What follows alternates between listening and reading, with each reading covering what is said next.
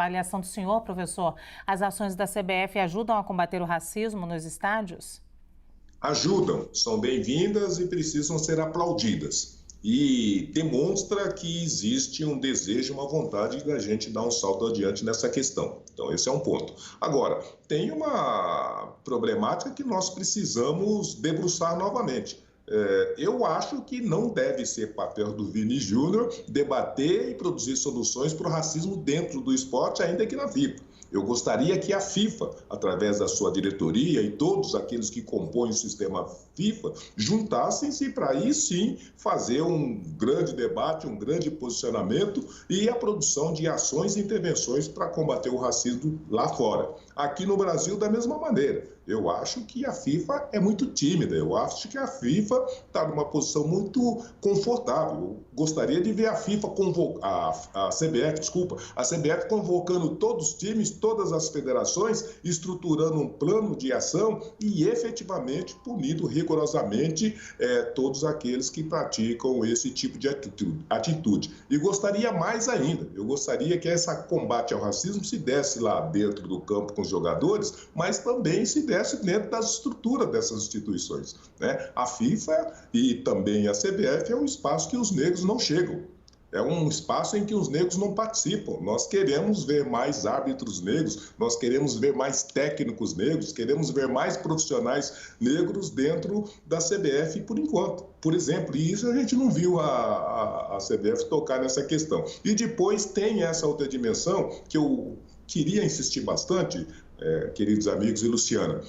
Lógico que eu quero lei que puna e que prenda o racista, ainda que seja nesse presídio aí de segurança máxima, não é? Mas eu quero mais ainda que todos sejam conscientizados, educados e preparados para trabalhar com a discriminação e com as intolerâncias de toda natureza, em todos os espaços, em todas as situações. E isso eu não vi a CBF fazer. Então eu queria ver a CBF fazer uma grande intervenção, um grande plano de qualificação e de conscientização de todos aqueles que operam nesse sistema do esporte. Ou a responsabilidade fica toda sob o Vinícius Júnior, que cabe a ele lutar contra o racismo individualmente em um primeiro momento, depois ele tem que ingressar, além de jogar futebol, né, além de toda a vida dele, ele tem que ali estar atuando contra o racismo dentro das instituições quando era algo que quem está na instituição tem que fazer. Hélio Beltrão. Nós vamos terceirizar, Luciana, me permite só complementar. Sim, claro. Né? Seria uma terceirização desse trabalho, dessa responsabilidade, e uma terceirização que só o Vini e meia dúzia de pessoas. E os demais jogadores? E as demais instituições? E as demais estruturas? Então, eu acho que essa deveria ser uma preocupação nessa ação da FIFA. Tem um termo que deriva do greenwashing, né, que é o diversity washing, que é quando você, ali por cima, você faz algo, parece que a gente está fazendo inclusão, mas é só por cima, só para inglês ver, diríamos assim. Muito bem, Hélio. O professor Zé Vicente tem um ponto importante, né, que é a participação do Vini. É um problema muito maior. Não se pode atribuir ao Vini essa solução. Eu concordo com isso. Aliás, se eu não me engano, foi o presidente da Federação Espanhola, tentou culpar o Vini pelos casos de racismo contra ele, por não ter participado de reuniões sobre o tema da própria Associação Espanhola. Veja que inversão de valores.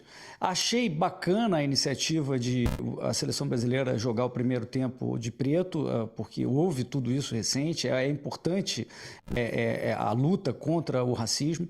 Acho que o Vinícius, que é um cracaço, né, que é um dos melhores jogadores do mundo, cala esses racistas todos com a bola, dribla, faz gol, irrita os adversários, né? Então esse é o trabalho. No esporte você tem metas, você tem resultados e todos nós, principalmente na seleção brasileira, todos nós queremos ver resultado. A seleção brasileira não joga bem desde 2002, quando foi campeã, e jogou razoável aqui e ali, não ganhou mais nada, né? E o que a gente quer ver é resultados. O Vinícius Júnior está lá porque ele é bom. Ele está lá independente de cor, gênero, qualquer coisa assim. E isso que é o importante, as pessoas estarem ali entregando o resultado que tem que entregar. A CBF tem que se preocupar também é a principal que ela tem que se focar com os resultados da seleção brasileira. E o Vinícius está aí para calar a boca de todo racista, sendo um dos melhores do mundo, e é assim que tem que ser no esporte, é mérito e resultados. Apesar de, né, Flávio, a gente saber que uma pessoa que tem que lutar contra o racismo o tempo todo, isso atinge absolutamente o equilíbrio dessa pessoa. Então essa pessoa fica numa condição muito complicada até para desenvolver o seu trabalho. Eu diria que é uma situação muito difícil a do Vinícius Júnior, porque enquanto outros jogadores têm que se preocupar com o treinamento e apenas jogar futebol, ele tem que se preocupar com uma série de coisas. Se isso fosse só o Vinícius Júnior, já seria ruim, mas isso acontece com os jogadores negros no mundo inteiro. Então, é uma questão estrutural que precisa ser resolvida, porque essas pessoas, elas têm que mostrar resultados independente de viver o inferno nas vidas delas, né, Flávio? Perfeito. Eu me lembro, Lu, naquele dia em que penduraram um boneco numa ponte enforcado, fazendo referência ao Vini. Aquele momento era o momento em que já se deveria ter agido. Porque ele vem sofrendo ameaças e agressões, porque a violência não é apenas a física, a violência é a simbólica, é a da comunicação, há muito tempo. Então é importante que a seleção brasileira jogue com a camisa preta, que o Vini seja efetivamente o protagonista, mas a CBF está sendo reativa. Quando o José Vicente coloca que a CBF ela é, de certa maneira, até muito devagar na reação, aliás, a CBF não a FIFA, mas a CBF também o é, porque nós temos racismo nos estádios brasileiros, efetivamente, o meu receio é que diante da comoção, passado este momento, tudo volte ao mesmo lugar. Vamos lembrar que anos atrás o jogador Roberto Carlos, outro cracaço brasileiro, sofreu uma agressão gigantesca dentro de um estádio. E aí houve a comoção e ficou por isso mesmo. E um outro detalhe, também sabemos que essas torcidas na Europa, e algumas até por aqui, são ligadas a grupos extremistas, racistas, supremacistas. Se a CBF e a FIFA e outras confederações, a espanhola, por exemplo, porque primeiro jogaram a culpa no Vini, como foi lembrado aqui, não atuarem em conjunto com as autoridades que tem que expulsar e impedir a presença desses racistas nos estádios, que deveriam estar presos, nós vamos voltar, novamente aquela expressão, né, terrível, enxugar gelo. Exatamente.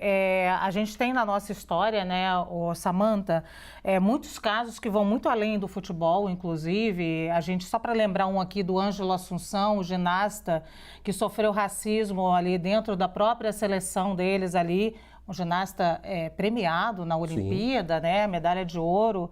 E é um menino que não se recuperou depois, né? Um menino que entrou em depressão profunda. Então, de exigir que essas pessoas mostre resultado e você vai combater o racismo. É muito perverso isso. É muito perverso, porque você mostra resultado e todo mundo continua muito bem e eu aqui tenho que mostrar o resultado porque o sistema não me quer, o sistema me rejeita. Eu acho que aí a gente tem a importância de uma rede de apoio, né? Eu acho que a CBF precisa fazer mais, mas pelo menos a gente tem um início de algo, não é?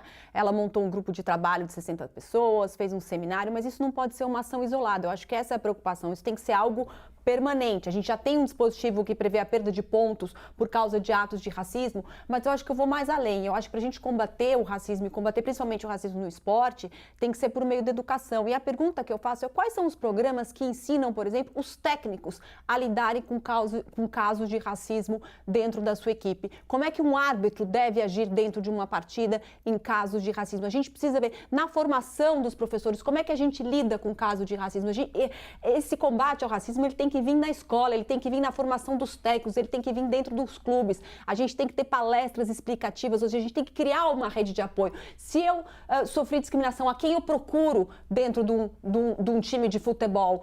Onde as pessoas vão me ouvir? Que medidas eu posso tomar? Isso tem que ser vindo com programas de apoio a esses atletas, com esclarecimento e com educação. É a única forma da gente combater. E aí também faço a meia-culpa dentro das universidades. A gente, não sei se o professor José vai concordar comigo, a gente tem estudado isso muito pouco. Eu fiz uma pesquisa rápida e descobri só 2 obras que tratam da questão do racismo no esporte. Uma foi lançada essa semana que trata Racismo e Esporte no Brasil, um panorama crítico e propositivo, que é uma coletânea de autores enfrentando essa questão do racismo. Tem uma outra publicação de 2018, hoje eu estou parecendo poético com as indicações, né? Racismo no Futebol Brasileiro, do Igor Serrano, de 2018. Ou seja, a gente também não tem literatura no mundo acadêmico, que é uma obrigação nossa das universidades, tratar disso, não é?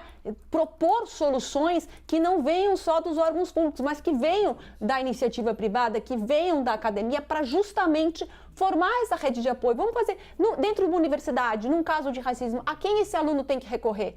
Não é? Quem vai o apoiá-lo, inclusive psicologicamente? Quem vai dar suporte a ele? A gente pode e deve ter essas redes de apoio. Acho que essa é uma forma também da gente combater, infelizmente, as práticas de racismo. Nesse livro, só um segundinho, nesse livro do Igor Serrano, Racismo no Futebol Brasileiro, que eu já li, inclusive, ele traz algumas histórias que mostram, por exemplo, o professor José Vicente deve saber dessa, da seleção de 1920, com o presidente Epitácio Pessoa, que a seleção sofreu racismo na Argentina e aí quando veio ao Brasil, os argentinos chamavam os brasileiros de macacos, estamparam no jornal e aí o presidente proibiu que naquele ano tivesse negro na seleção. Essa foi a solução. Então a gente está vendo desse país. É uma forma muito estrutural, então a gente precisa tentar rever isso. Rapidamente, complementando o raciocínio da Samantha, a educação antirracista e antimachista, eu complementaria, porque nós temos a intersecção da mulher preta e parda e indígena, ela deve vir desde os primeiros anos da escola. E aí você vai ter o resultado na universidade, que são os alunos que eu me deparo. Então, é muito importante que essa política seja estabelecida no Brasil. Também. Pois é, tivemos as leis, né, fizeram 10 e 15 anos, leis que estabeleceram ensino de história afro-brasileira, né, nas universidades, nos colégios, no ensino fundamental, e foi muito difícil de implementação. Se não me engano, o professor José Vicente, me corrija, ainda é muito difícil a implementação até hoje, né? Combater o racismo, é muito difícil a gente punibilizar o racismo, é muito difícil a gente exigir que as pessoas não tenham uma atitude antirracista. Então, a gente precisa aí de um combo, diríamos assim. Nós precisamos de punição, nós precisamos de responsabilização, precisamos de esclarecimento, mas eu insisto e concordo com a Samantha, nós precisamos de educação. Nenhum de nós, nem eu, nem vocês, nem quem estão nos assistindo, ouviu falar sobre intolerância racial, discriminação racial, preconceito racial em toda a sua formação, desde o ensino básico até na pós-graduação. As universidades não tratam disso, as escolas não ensinam isso, as empresas não ensinam isso, nos clubes de futebol não ensinam isso. Então, esse olhar que discrimina, esse gesto que distorce, essa atitude que distingue, é um processo automático que a gente traz já no chip de nascimento e que em nenhum momento da nossa trajetória profissional ou de aprendizado a gente tem oportunidade de deixar de ser um racista e tornar-se um antirracista. Isso é uma questão muito séria que nós precisamos aprimorar. Mas é um trabalho que precisa de todos. E aí, Luciana e amigos, eu também lembro a importância, sobretudo, daqueles que patrocinam esses esportes, esses jogadores, porque se eles estruturar isso como um padrão de conduta, como um valor que precisa ser perseguido e combatido, eu acho que a gente muda com mais profundidade, com mais velocidade. Então, é um trabalho, uma responsabilidade de todos e nós precisamos fortalecer o pouco que está sendo feito e esses que estão se apresentando para ajudar a combater esse tipo de coisa. Aliás, professor, muito do que a gente conseguiu avançar até hoje tem a ver com pressão sobre os patrocinadores. Aí funciona. Mexeu no dinheiro, funciona tudo.